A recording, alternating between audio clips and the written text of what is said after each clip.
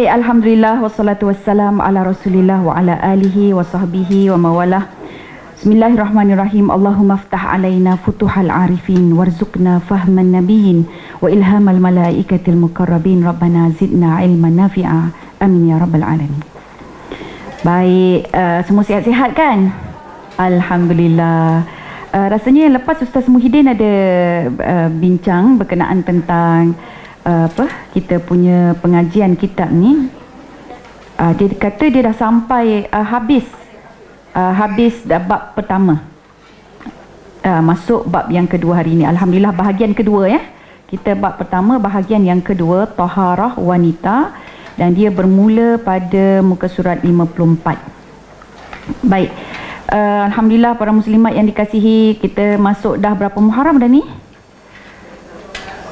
12 Muharram. Menjadi 12 Muharram. Besok sunat dah. Sunat untuk berpuasa 13, 14 dan juga 15 ya. Jadi besok hari Khamis. Betul ya, hari Khamis. Khamis, Jumaat, Sabtu, insya-Allah. Jadi mudah-mudahan Allah terima kita semua. Saya bersempena dengan Ma'al Hijrah ni, ada banyak program-program lah. Semuanya berkait tentang hijrah. Jadi kita bila kita bagi ceramah tu biasanya mesti kena study lah juga kan. Jadi dalam study ini alhamdulillah terjumpa dengan satu artikel berkaitan dengan niat melakukan kebaikan ataupun niat melakukan amalan ataupun ibadah oleh Syekh Muhammad Utsaimin ya. Dia memang sangat terkenal kan ulama tersebut.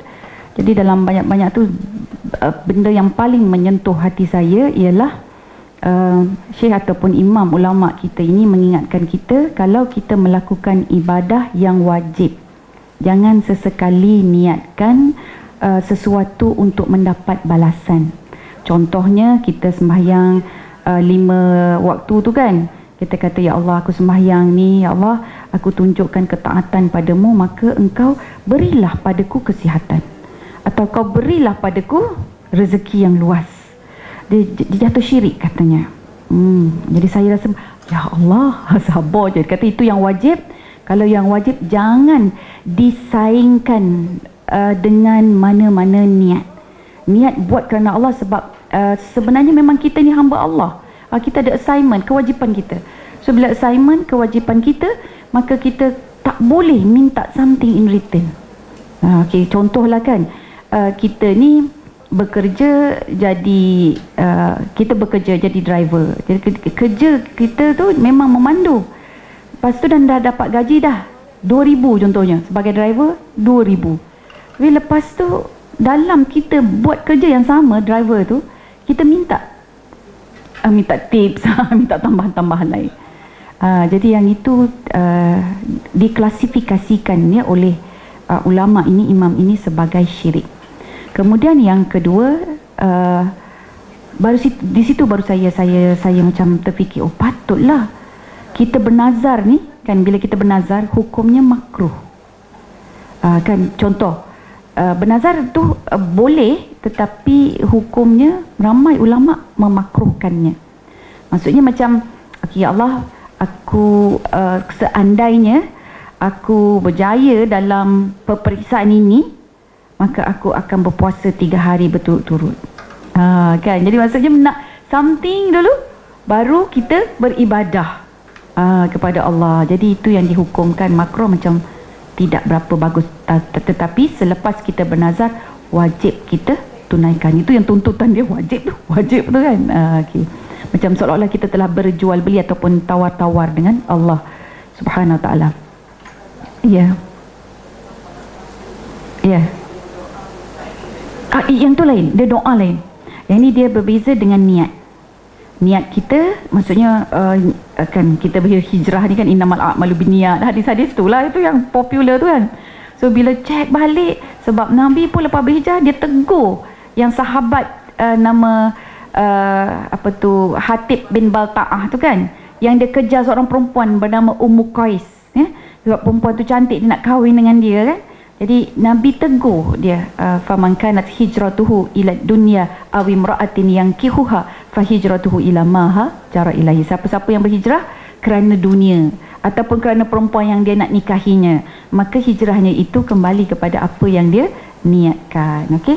So kita sekarang ni cuba berazam, mana-mana contohnya saya yang terpampang tu adalah kita solat sunat duha nak rezeki. Kan kita fikir macam tu kan. Jadi benda tu elakkan. Kalau nak doa je. Jangan diniatkan. Jangan niatkan aku solat sunat duha ni supaya ada supaya Allah bagi rezeki. Kan. So bila ada rezeki banyak tak solat duha ke? Macam soalan lagi tu lah. Buat for the sake of Allah. So apa yang kita nak, kita minta. Udu'uni astajib lakum. Berdoalah, mintalah pada aku akan perkenankan kan. Tapi jangan saya sedekah ni sebab saya nak sihat. Dia tu yang macam saya sedekah ni saya nak sihat. Dia macam satu niat tau. Tapi kalau lepas kita sedekah terus kita kata ya Allah ampunkan aku, berilah kesihatan pada aku. Itu doa. Kan. Ataupun sebelum kita sedekah, ya Allah ampunkan aku dengan ni, dan kemudian kita pun bersedekah. Jadi kita kan baru belajar talbis iblis kan dia track, dia galakkan kita buat amal baik sebanyak 99 kali. Lepas tu sekali je dia akan dia akan humban kita. Okey, ada soalan lain? Ya pun. Okey, konsep tawassul itu dia berkait rapat dengan amalan-amalan kita yang lalu, yang telah kita lakukan basically secara istiqamah dan sebagainya. Tetapi sekali lagi tawassul ini tidak digalakkan oleh para ulama lah. Ulama-ulama yang muktabar dia tidak galakkan. So tawassul ini bagus kan, biasanya dengan amalan yang saya faham ya, dengan amalan kita. Baik, tawassul bagus, cuma kalau istilah kita ini kita macam mengungkit istilah kita ni. Ya Allah, aku dah buat baik dulu kan dengan mak bapak aku dulu kan. Jadi tolong keluarkan aku daripada gua ini. Itu contoh yang diberikan tawassul kan. Diorang bertawassul dengan amalan-amalan mereka, maka mereka dibebaskan ya, daripada terperangkap dalam gua tersebut. Itu kisah ataupun dalil di mana tawassul itu diharuskan. Cuma para ulama tak bagi sangatlah. Sebab antara satunya kita buat amalan ini bukan kita mengharapkan sesuatu, something in return. So itu yang namanya ikhlas. Jadi ikhlas kita buat because we are the servant of Allah, we are the slave of Allah kan, kita hamba Allah tu, maka kita buat memang itu tanggungjawab kita dan itu assignment kita. Yang kedua, kuatir bila kita niatkan ya, itu yang bukan doa ya, bila kita niatkan untuk mendapat sesuatu yang di dunia ini, so Allah akan bagi kita sempurna dekat dunia, tapi dekat akhirat kita kosong. Okey, yang kedua. Kemudian sudah dapat kat dunia, Allah kata okey, dah dibalas di dunia. Dah selesai dah kat dunia. Nauzubillah min zalik. Sangat bahaya, takut kan? So sekarang ni kita fokus on niat. Cuma tawassul tu tadi dia adalah doa. Jadi kita doa itu kita bertawassul, kita letak. Cuma sekali lagi lah saya khawatir kalau kita istilah kita yang dangkal ini yang kita faham macam mengungkit lah pula kan. Jadi tak perlu sebut benda tu, ya Allah aku dah lakukan kebaikanku, kalau boleh kita lupa. Kan ada dua benda yang elok kita lupakan. Nombor satu, kejahatan orang terhadap kita, lupakan. Yang kedua, kebaikan kita pada orang lain, lupakan. Yang kena kita sering-sering ingat adalah keburukan kejahatan kita dan juga kebaikan orang pada kita. Okey, baik, dapat tu? Itulah dah masuk dah 12 Muharram. Sebab kita masih lagi pertengahan kan. Okey. Jadi itu dalam Muharram ini, bila kita berpuasa, puasa sunat di dalam bulan Muharram adalah antara puasa yang disukai oleh Allah Jalla wa'ala selepas bulan Ramadan. Jadi bolehlah banyak-banyakkan puasa pada bulan Muharram. Okey, muka surat 54, Islam agama suci. Islam agama suci. Suci ini dalam Islam dia merupakan asas kepada kecantikan. Jadi kecantikan dalam Islam dipandang pada bersih seseorang, suci seseorang. Bersih dan suci. So dia bukan terletak pada rupa paras lah, pakaian ke, perhiasan ke, kan. Jadi dia tidak itu, tapi dia lebih kepada suci ataupun tidak, bersih dan suci. Kalau kotor cantik macam mana pun hodoh. Kalau dia rumah bersepah, kusut masai, tak pandai jaga kebersihan diri, tidak istinja, maka itu semua adalah hodoh dalam Islam. Bersih dan berbeza. Yes, berbeza. So bersih, kalau contoh dia basuh gelas ni dengan air mustakmal contohnya. Jadi dia basuh dengan air mustakmal sajalah. Lepas tu sudah. Jadi yang ini dia bersih lah, tapi belum tentu suci. Jadi kalau suci kena basuh dengan air apa? Air mutlak. Jadi air itu status dia mutlak. Dia suci itself dan dia boleh menyucikan. Air mustakmal dia suci, tapi dia tidak boleh menyucikan. So boleh je nak basuh dengan air mustakmal, tapi lepas tu bilas dengan air mutlak. Sabun tu air mustakmal kan, sebab dah celup-celup dengan kita spa dengan tu apa semua, tak ada masalah, celup-celup, tapi kena bilas yang terakhir tu, walaupun satu laluan. Jadi dapat je satu laluan, satu bilasan dengan air mutlak, suci lah dia.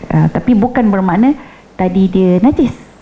Sebab air mustakmal tidak najis, dia bersih sahaja, dia tidak suci. Okey, jelas tu? Allah Akbar, tu berbezakan orang Islam ya, Masya Allah.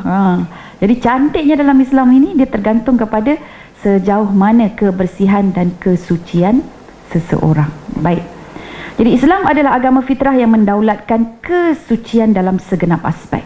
So aspek apa tu ya? Islam amat memandang serius berhubung soal kebersihan bagi setiap Muslim. Tidak ada agama yang meletakkan urusan kebersihan di antara sepenting-penting atau seutama perkara dalam agama kecuali Islam.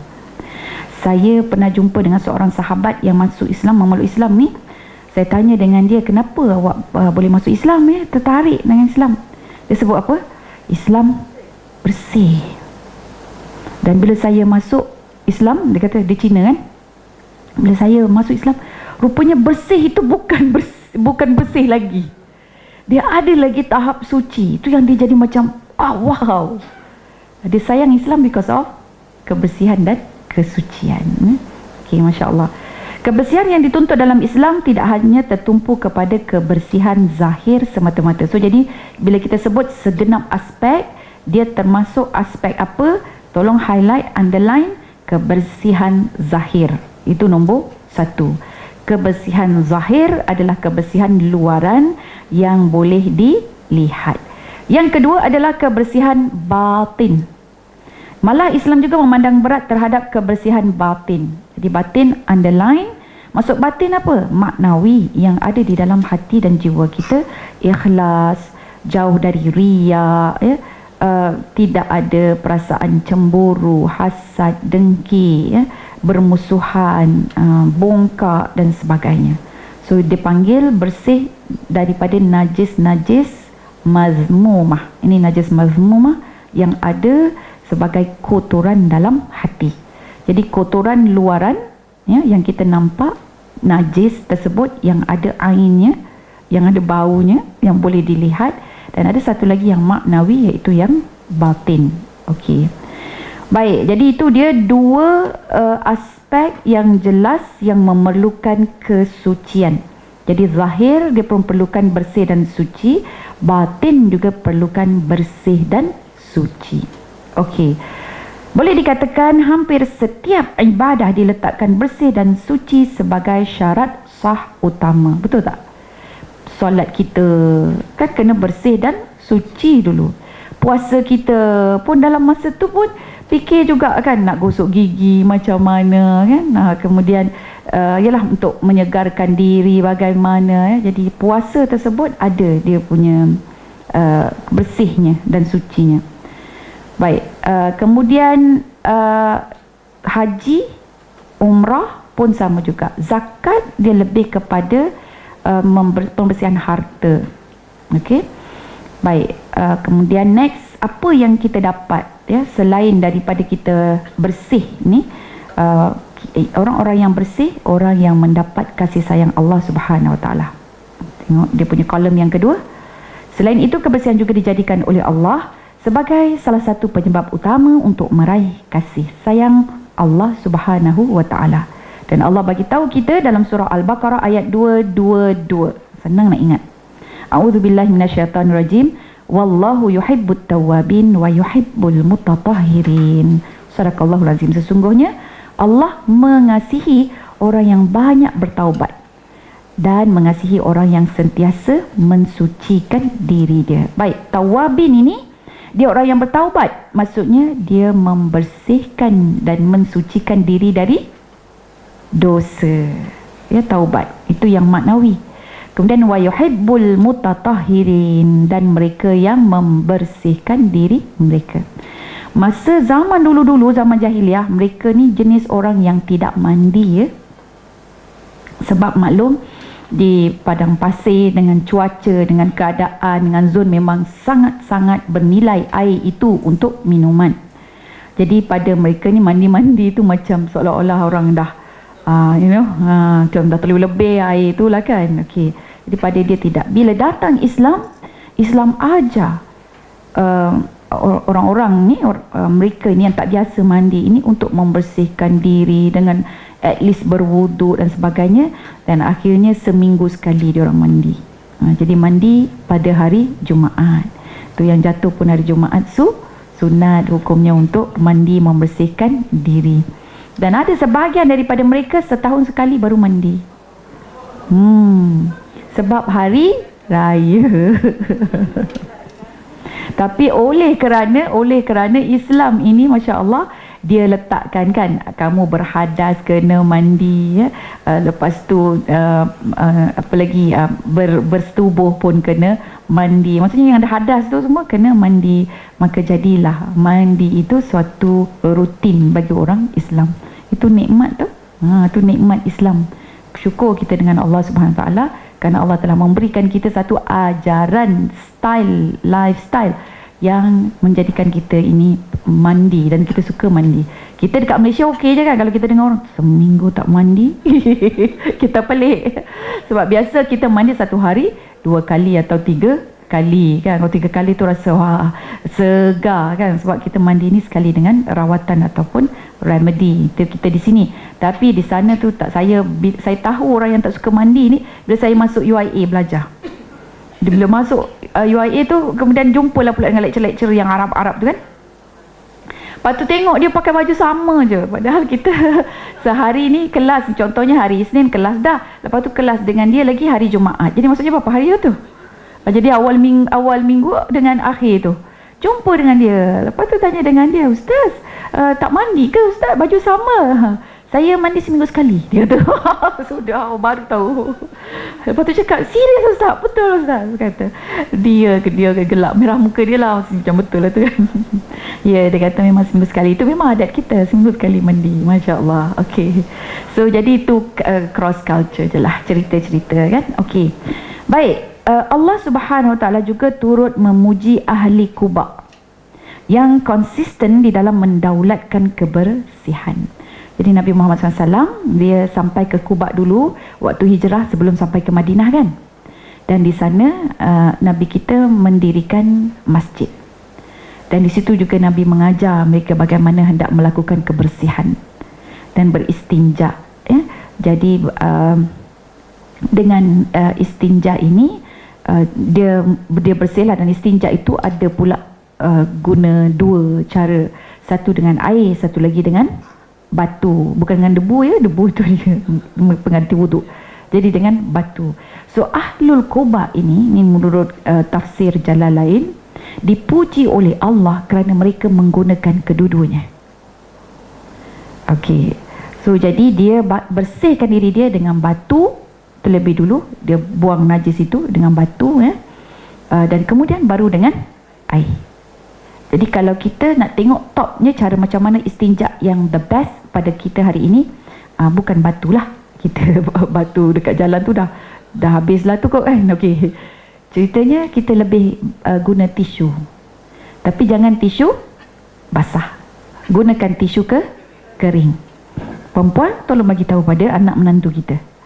Nak cebok anak dia, cucu kita tu, kalau guna ada dia bernajis ke, sama ada dia buang air ke ataupun kencing, kesat dulu dengan tisu. Jadi ambil tisu ni, kering 3. Kering dulu, jangan tisu basah. Dia selalu guna wet tisu tu kan. Dia bawa wet tisu. Dia rasa wet tisu tu lebih bersih. Sebab sebenarnya kaedah dalam Islam ini, dia guna tisu kering dulu. Tisu kering ini nak jadikan 2 pun boleh, nak jadikan 3 pun boleh, tapi yang penting kena 3 ataupun 5 ataupun 7. Dia elok ganjil. Jadi kalau kita dah bersihkan sebelah sini, kesat gitu, lepas tu bersihkan, kita tutup yang ini, lepas tu bersihkan satu lagi, lepas tu bersihkan yang ni pula, kesat lagi 1 kali, dah 3 kali. 3 kali buang, baru kita spray dengan air. Dah spray dengan air, baru nak ambil wet tissue ke apa ke. So wet tissue tu kira last ataupun the second. Jadi lepas tisu kering, tisu basah, lepas tu baru nak spray. Kita kan senang je pakai tisu basah je kan. So kalau tisu basah, dia tak suci lagi lah. Okay? Jadi dia mungkin bersih tapi dia tidak suci. So kita guna kaedah tersebut. Itu juga kita, kalau kat rumah kita tu adalah tempat untuk penggulung tisu tu kan. Kalau nak letak pun boleh guna. Jadi kita bersihkan guna tisu kering tu dulu. Dah kesat, baru kita basuh dengan air. Macam tu ya. Okey, jadi itu yang terbaik. Niatkan ibadah kerana Allah. Dan kita tahu berdasarkan rujukan Ahlul Quba.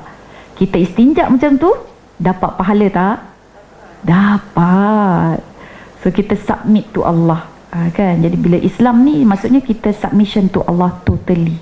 Ya, jadi secara total kita pun guna juga sebagaimana yang ditunjukkan oleh baginda Rasulullah sallallahu alaihi wasallam. Baik ya, jadi dalam surah At-Taubah ayat 108, di mana firman Allah Taala mafhumnya, orang lelaki yang suka mengambil berat membersihkan, yakni menyucikan dirinya, dan Allah mengasihi orang yang membersihkan diri mereka zahir dan batin. Okey. Jadi ini disebut orang lelaki, termasuk juga mereka perempuan yang melakukan benda yang sama. Oleh demikian, setiap Muslim perlu menjadi contoh terbaik kepada segala kecantikan, kebersihan dan kesempurnaan dalam kehidupan seharian. Jadi orang-orang Islam ini patut menjadi teladan kepada kelompok lain ataupun orang lain. Tapi sebelum bercita-cita nak jadi teladan kepada orang lain, jadi teladan dulu kepada ahli keluarga. Dan pastikan ahli keluarga kita ini semua mempunyai capability, kemampuan untuk menjadi teladan kepada orang lain, kepada kumpulan lain, kelompok lain. Baik, dalam sebuah hadis yang diriwayatkan oleh Imam Abu Daud, Ahmad, Hakim dan Baihaqi, Nabi Muhammad SAW mengingatkan kita, aslihu rihalakum wa thiyabakum hatta takunu finnasi syammah, syammatan atau syammah. Okey, aslihu rihalakum, sesungguhnya akan kamu masuk bertemu saudara kamu. Aslihu rihalakum, maka perelokkanlah kenderaan kamu. So kenderaan kita tu, kalau kereta dia kena nampak cantik lah, jangan nampak kotor kan gitu. Ataupun bunyinya menyakitkan. Menyakitkan telinga sekeliling dengan bising ke, dengan exhaust besar ke kan. Pada dia perelokkan, tapi sebenarnya tak elok tu. Dia jalan tu, kita punya hati pun dia jadi vibrate. Hai, setiap pagi pukul 7 mesti dia lalu, dah boleh agak dah kan. Saya sebab selalu waktu pagi saya buat audio recording. Jadi audio recording tu saya memang dah cam dah. Ni motor dia, ya Allah Tuhan aku, sabar je lah. Kadang-kadang boleh lalu. Orang dia yang sama je orang tu juga. Saya ingatkan orang muda, rupanya sesekali tu nak juga tu. Jahat tu nak mengintai kan. Siapa dia ni kan. Selak lah tingkap, tengok, tunggu. Lalu. Betul-betul boleh tahan. Okey. Baik, jadi perempuan, ini nasihat daripada baginda Nabi Muhammad SAW.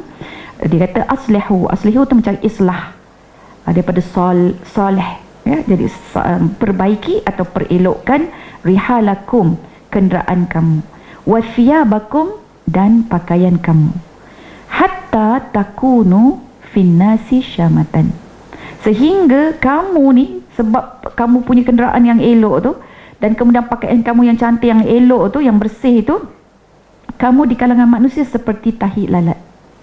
Tahi lalat tu apa? Tahi lalat tu macam kita tak suka je. Macam mana baju bertahi lalat kan? Tak. Maksud tahi lalat itu, pada baju dia akan terlihat.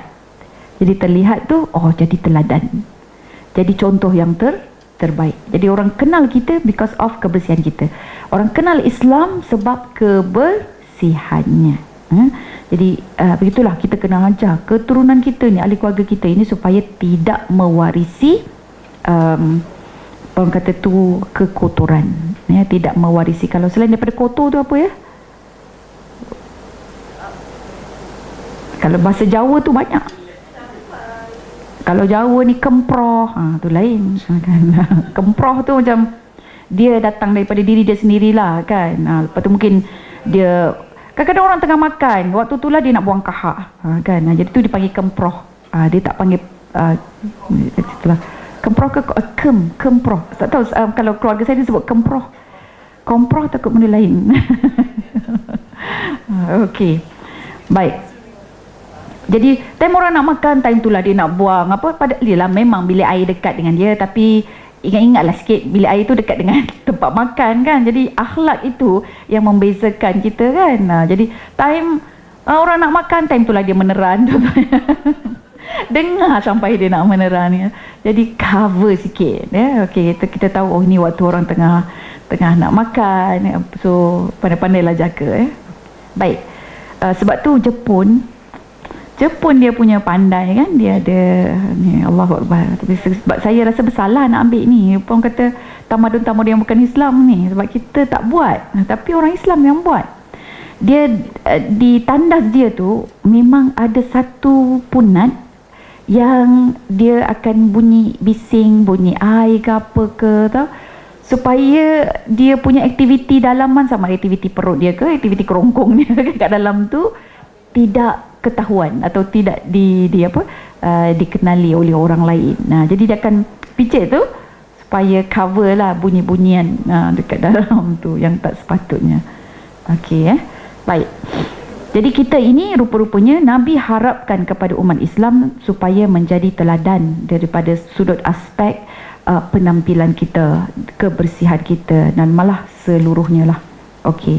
Bahkan tuntutan kebersihan perlu lebih diutamakan apabila ia berkaitan soal sah atau tidak amal ibadah yang dilakukan. Jadi amal ibadah yang kita nak lakukan itu, solat kita ke kan, puasa kita pun kan jenis yang maknawi lah. Kalau puasa lebih kepada maknawi, membersihkan diri kita, panca indera kita kan, hati kita dan sebagainya.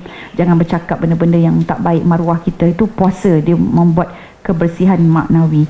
Manakala kalau solat kita ataupun kita punya haji yang nak tawaf dan sebagainya tu kan, jadi dia soal kebersihan, nak baca Al-Quran pun kan, kebersihan yang itu yang lebih diutamakan. Hatta nak bersedekah pun ya. Jadi kita tengok di sini dalam sebuah hadis yang diriwayatkan oleh Abu Daud, An-Nasai, Ibnu Majah ya. Di mana Nabi Muhammad sallallahu alaihi wasallam bersabda, la tuqbalu salatun bighairi tuhurin wala sadaqatun min ghululin. Ya, mafhumnya Allah tidak menerima solat yang tidak ada suci padanya, dan Allah tidak menerima sedekah yang ada padanya harta haram. Jadi sedekah bila harta itu harta haram, Allah tidak akan terima. Tapi bagaimana ya kondisi orang-orang yang dia dapat harta haram? Jadi dia dapat harta haram, dia tak boleh simpan. Betul kan?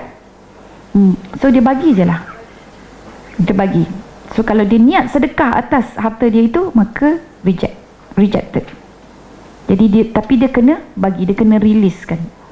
Jadi sebagai harta yang tidak sah lah. Jadi kalau kita bagi pada mungkin Baitul Mal ke Maiz ke kan, kita jumpa dengan pejabat agama, bagi tahu saya ada dapat harta yang haram. Tak payah tanyalah macam mana haram tu kan, tapi saya yang tahu harta haram.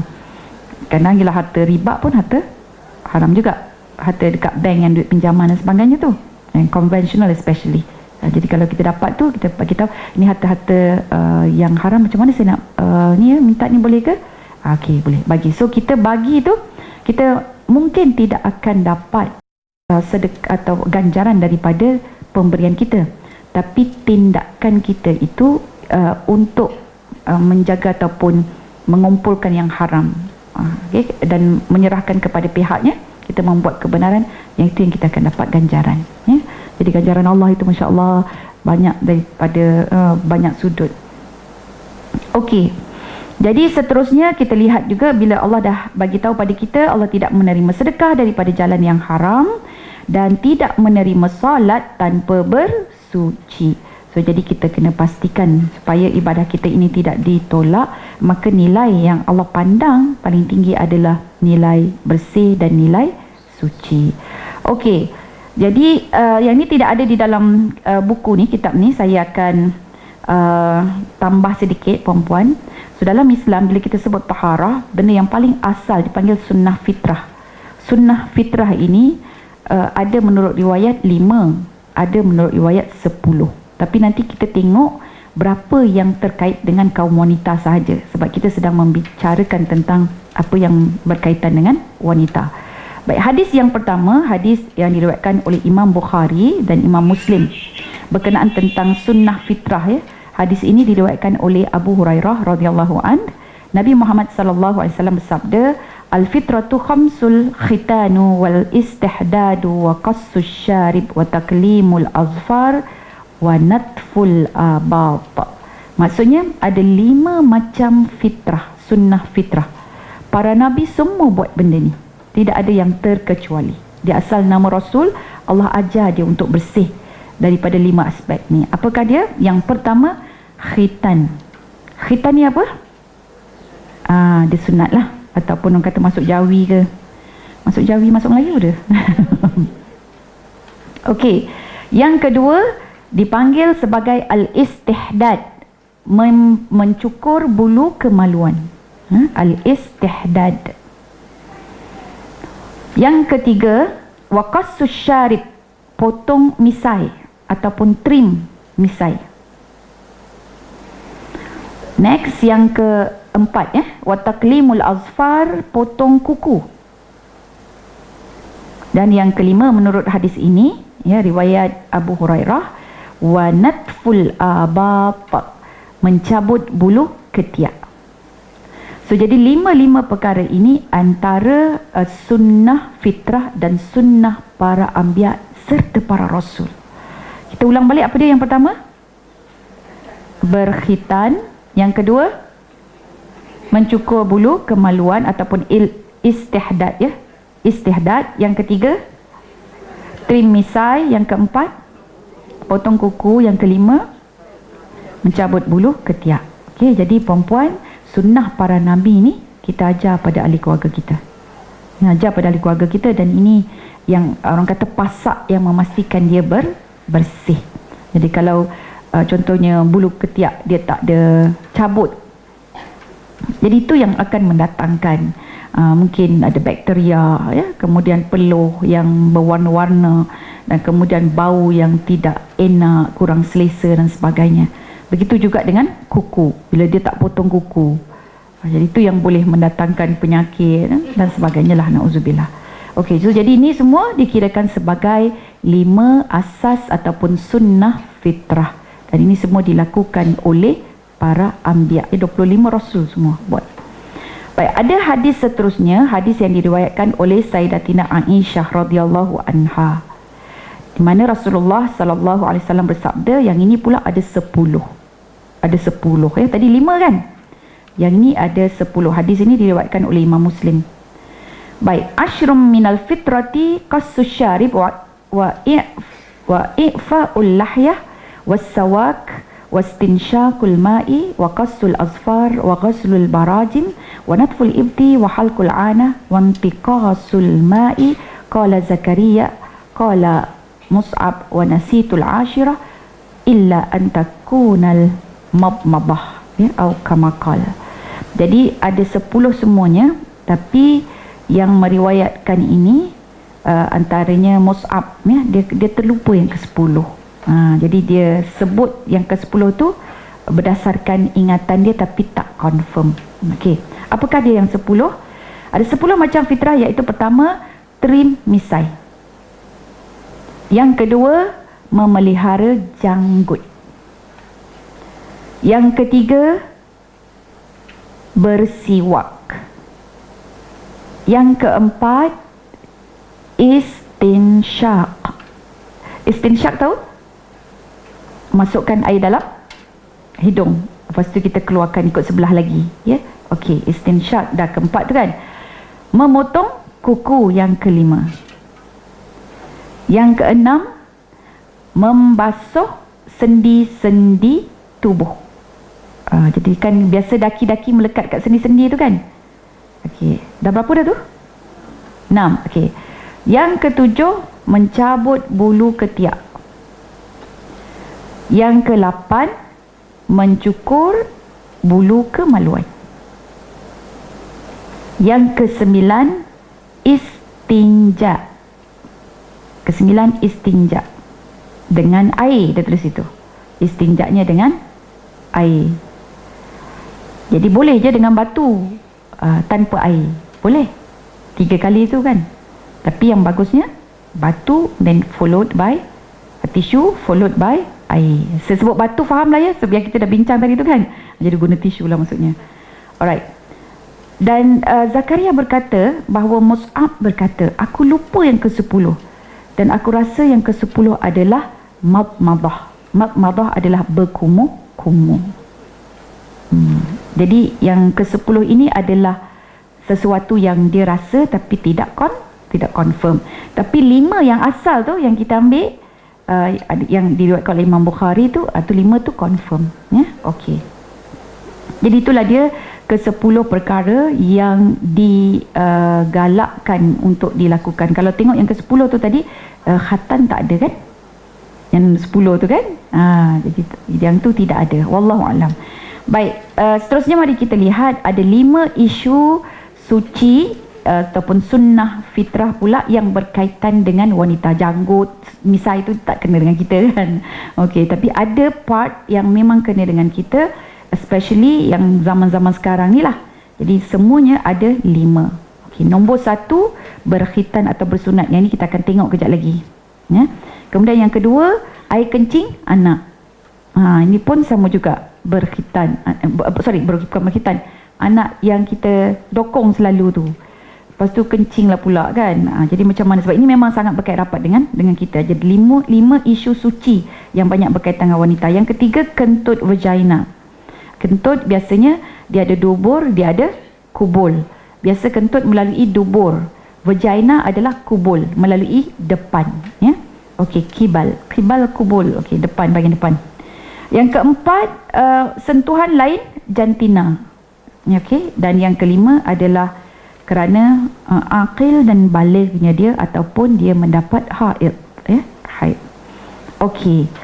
Muka surat 55, nombor 1, berkhitan atau bersunat. Setengah orang kata katan. Dah katan ke belum dia kata kan? Katan tu daripada khatan, ya, tapi dia K tu, dia sebab ada K dia jadi katan. Samalah kita sekarang, nama siapa? Khairun Nisa, kata. Khairun Nisa. Salah tu, Khairun Nisa. Nama siapa yang cantik ni? Kaulah, dia kata. Khairun Nisa lah, Kaulah lah.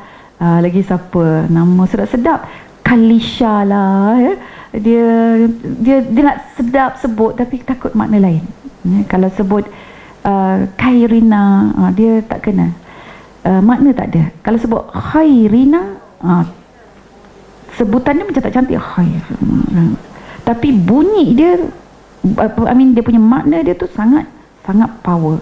Khairina dengan Khairina, kan. Jadi Khairina, kebaikan kami semua. Khairina. Kalau sebut Kalisha, dia sebenarnya Khalisah, orang yang ikhlas. Orang yang ikhlas. Kalisah tak ada makna. Kalau dia KH tu is actually kha, kan? KH. Kalau kita dia kena ada tanda-tanda transliterasi ke apa gitu kan. Dia sepatutnya begitu supaya kita sebut itu kita tidak keliru. Contohnya macam, oh ni jemaah mana? Jemaah Qoriah. Qoriah tu dah salah dah. Qoriah dengan Qoriah. Jadi dia memang start daripada qaf, dua-dua qaf tu itu yang mengelirukan kita kan. Qoriah dengan Qoriah. Jadi kalau Qoriah, pembaca Al-Quran perempuan. Kalau selalu Qori ustazah, itu lelaki. Kalau perempuan Qoriah, itu perempuan. Jangan sebut itulah kita ni daripada Qoriah mana ya? Pembaca Qoriah lah seorang perempuan membaca Al-Quran. Dia pembaca Al-Quran. So kita Qoriah. Dia patutnya Qoriah. Qoriah. Betul. Jadi patutnya sebut Rasulullah. Dia huruf ra, bukan rasul kita. jadi nampak kita tak biasa dengan ayat-ayat Al-Quran ya? Okey, yang bahasa Arab. Baik, jadi khitan, bersunat ataupun khatan, masuk jawi, ini semua adalah istilah-istilah yang membawa pengertian yang sama ya. Okey, jadi dalam Islam khitan bagi perempuan ni maksud dia apa? Kita tengok paragraf tu. Pemotongan sebahagian kulit pada bahagian atas faraj. Okey. Ia tidak perlu membuang kulit yang berkenaan secara keseluruhan, tetapi cukup sekadar sebahagian kecil pada kawasan tersebut. So anyhow, dia bergantung pula pada bangsa, kaum, tempat ya. So kalau kita di Malaysia ni ada yang tak ada. Okey, dia macam ada sedikit daging kat atas top tu, ada sedikit daging. Sebab saya menghitankan, bukan saya menghitankan, saya menyaksikan anak saya dikhitankan. Dan alhamdulillah ada doktor yang buat pun. Jadi doktor buat tu memang profesional lah. Jadi bila kita nampak tu, dia lalukan dekat atas tu saja, luka sikit je. Dia punya darah pun macam keluar setitik tak sampai. Sikit sangat. Jadi sebab mungkin kita ni tidak ada. Tapi jangan orang Arab, orang-orang Eropah, mungkin dia lebih banyak lagi lah. Okey. Baik, Muhammad Ali Qutb menjelaskan bahawa kulit yang perlu dibuang semasa dikhitankan ialah yang dipanggil sebagai fresiulum. Sebut sama-sama, fresiulum. Oh, dah jadi kelas sains dah. Fresiulum, ni bahasa Latin ya. Okey. Begitu juga Ibnu Hajar Al-Asqalani menyifatkan bahawa khitan untuk wanita adalah dengan memotong kulit yang menutupi klitoris tanpa membuangnya secara keseluruhan. So klitoris itu jangan dibuang. Yang dibuang tengok mana ada tak kulit yang tutup. So kalau ada, itu yang kulit itu yang dibuang, bukan klitorisnya. Jadi itu yang satu dunia ini dia memahami bahawa khitan wanita itu ikut khitan barbaric, ikut khitan style orang-orang Arab yang dulu-dulu Mesir. Bukan orang Arab Mesir lah, maksudnya orang-orang kuno Mesir. Orang kuno Mesir, orang Fir'aun ya. Okey. Baik. Imam Nawawi menjelaskan bahawa khitan bagi lelaki diwajibkan memotong seluruh kulit yang menutupi hujung zakar hingga kemudiannya terbuka kesemuanya zakar dia ya. Sedangkan bagi wanita pula adalah dengan memotong sedikit sahaja daripada bahagian kulit yang di atas faraj. Okey, apakah tujuan dia? Tujuan berkhitan adalah bagi memenuhi tuntutan agama dan fitrah dalam menjaga kebersihan. Kalau menjaga kebersihan ni kan yang lelaki solely. Sebab memang kita tahu kan bila dia buang air, sekiranya tidak dikhatankan, dia ada simpanan ataupun lebihan baki dia. Okey, yang kita tak boleh nak expose. Sebab tu bila dieksposkan tu dia akan jadi totally bersih. Tapi yang perempuan dia lebih kepada maknawi. Jadi dia ada wallahu alam, ni Allah punya saranan kan. Mungkin ada saraf yang kita tidak tahu ke kan, berkait rapat dengan hati, dengan hormon dan sebagainya. Jadi selain itu berkhitan juga boleh memulihkan tenaga batin, menguatkan minda dan tubuh badan serta dapat meningkatkan seri wajah. Okey, kajian dari segi sains juga membuktikan bahawa penyakit kelamin yang berbahaya seperti HIV dan AIDS dapat dibendung melalui amalan berkhitan. Okey. Rasulullah sallallahu alaihi wasallam menerangkan bahawa berkhitan itu sunat bagi lelaki, kemuliaan bagi wanita. Jadi wanita-wanita yang berkhitan dia ada kemuliaan.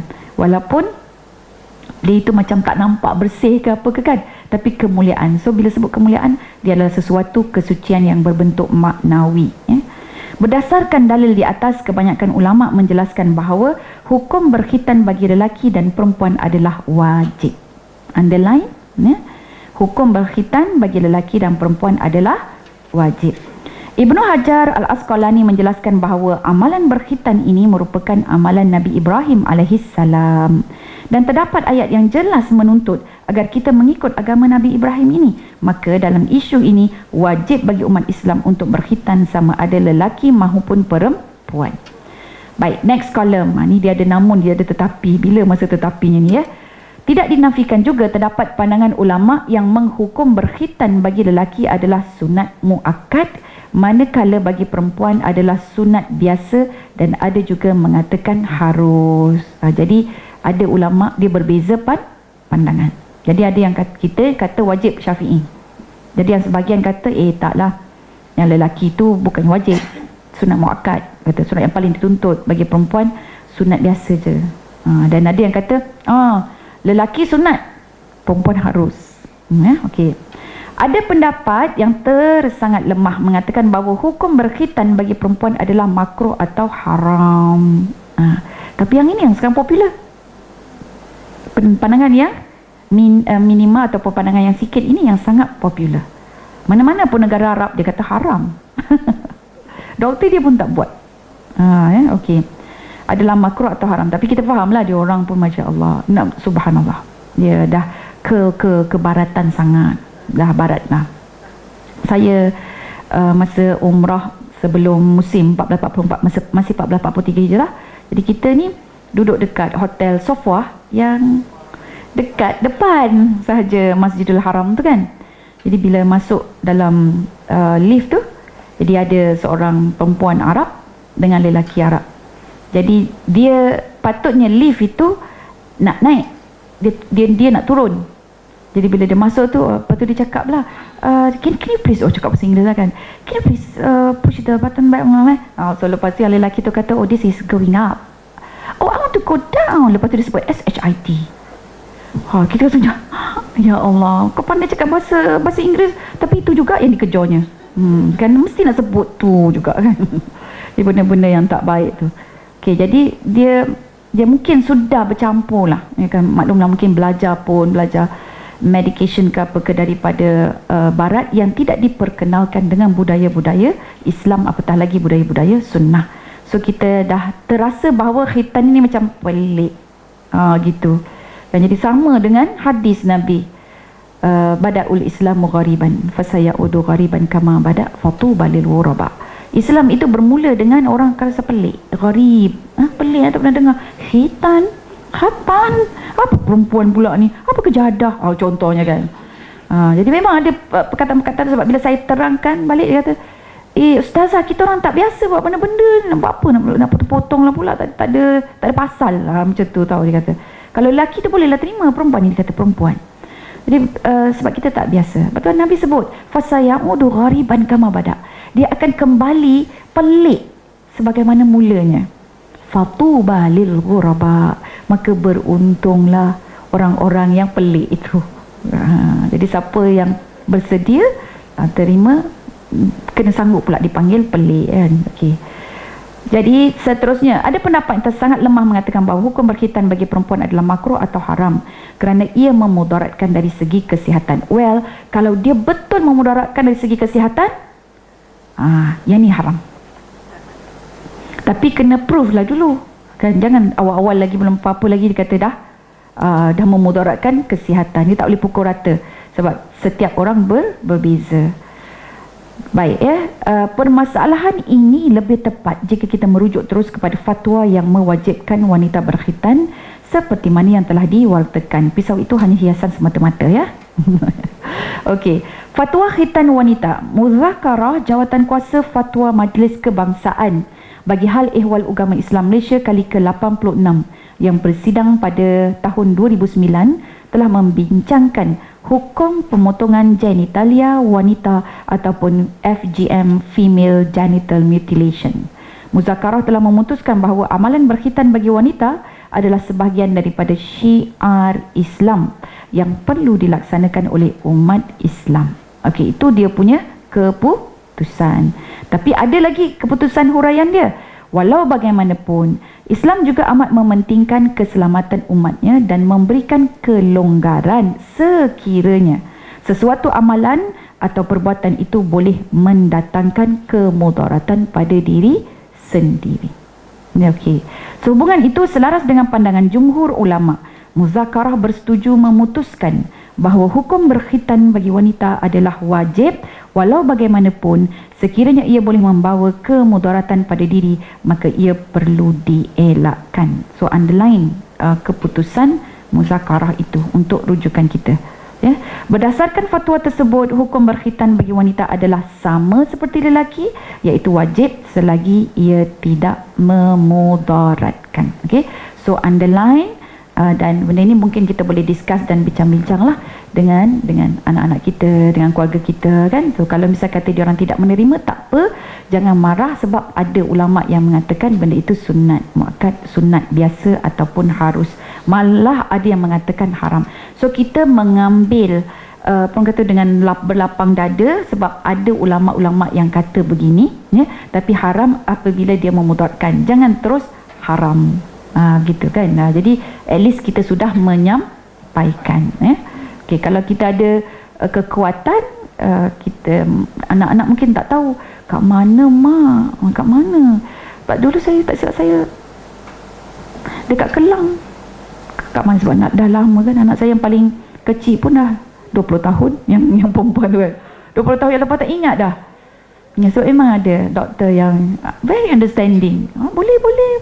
Masa tu saya tak jadi ustazah lagi lah, saya jadi puan kan. Boleh puan. Okey, lepas tu dia pun ada tulis dekat klinik dia tu, dia buat circumcision untuk perempuan. Okey. So dalam membahaskan isu ini, Dr. Nasir Farid Wasil, Mufti Mesir, merangkap ahli Majlis Penyelidikan Islam Al-Azhar, dan Dr. Abdul Fattah Idris, dia dekan Jabatan Perbandingan Fiqh Majlis Fiqh Islam Mekah, sepakat menegaskan bahawa khitan disyariatkan untuk wanita melalui dalil umum, namun ia perlu ditinggalkan jika terdapat mudarat. Jadi situlah sebagaimana yang ada dekat dalam fatwa ini. Baik, ada soalan tak? Ya.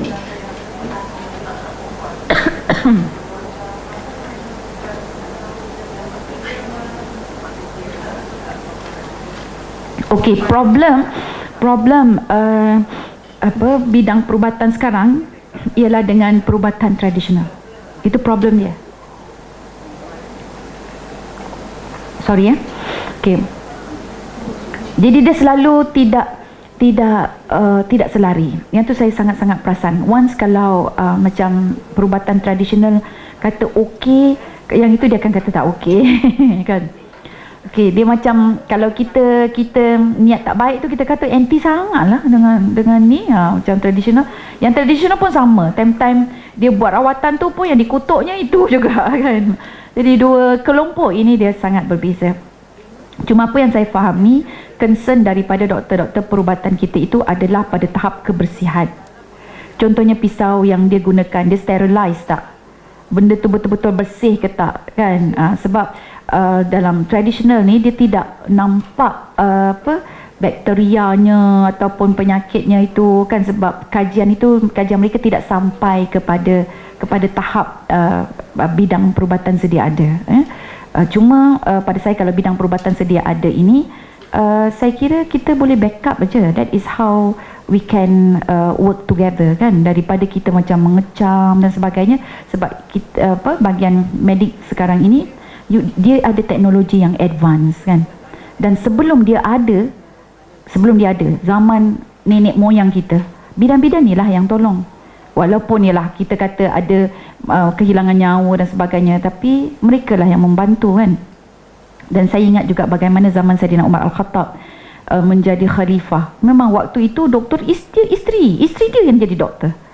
Jadi isteri dia dipanggil sebab ada seorang ibu ni yang mengandung nak bersalin. Jadi Saidina Umar Al-Khattab yang masakkan makanan untuk keluarga tersebut. Isteri dia membidankan wanita yang nak bersalin ini. Jadi kalau kita tengok apa dia punya kelulusan dia, kan, daripada situlah orang kata bidang perubatan tradisional dia lebih kepada pengalaman. Tapi dalam bab kebersihan yang itu memang kita kena ingatkan lah, jangan dia guna pisau yang dah berkarat tu. Boleh je beli pisau yang baru kan. So jadi berdasarkan pengalaman bidan yang orang kata tu lama tu ada pengalaman, maka saya secara peribadi saya akan menghormati kemahiran yang mereka ada dan saya akan terimalah. Jadi anak saya tu ada 2 orang dengan bidan. Jadi yang 2 orang lagi dengan doktor. Jadi ada 1. Ya. Sikit je betul. Betul. Memang cepat. Sekejap je. Lama. Dia, tak silap saya dalam sehari 2 hari dah dia tak ada apa-apa dah. Betul. Ada yang anak saya dia nangis, ada yang tak ada nangis. Okay. Jadi kalau yang nangis tu mungkin dia sensitif. Rangsangan sakit dia tu, dia sakit dia tu memang agak sensitif lebih ya. Yang tak ada tu tidak. Baik, wallahu alam, alhamdulillah, terima kasih. Jadi kita kena bagi laluan pada Ustaz Muhadir Jul ya. Baik, kita tutup majlis dengan Ummul Kitab, pula dengan Suratul Asr dan juga tasbih kafarah. Bismillahirrahmanirrahim. Wal 'asr innal insana lafi khusr illa alladziina aamanu wa 'amilus shalihat wa tawassaw bil haqq. Bismillahirrahmanirrahim. Subhanakallahumma bihamdika asyhadu an la ilaha illa anta astaghfiruka wa natubu ilaik. Amin ya rabbal alamin. Okey, so kita sambung muka surat 58 ya. 58. Baik, terima kasih semua. Assalamualaikum warahmatullahi wabarakatuh.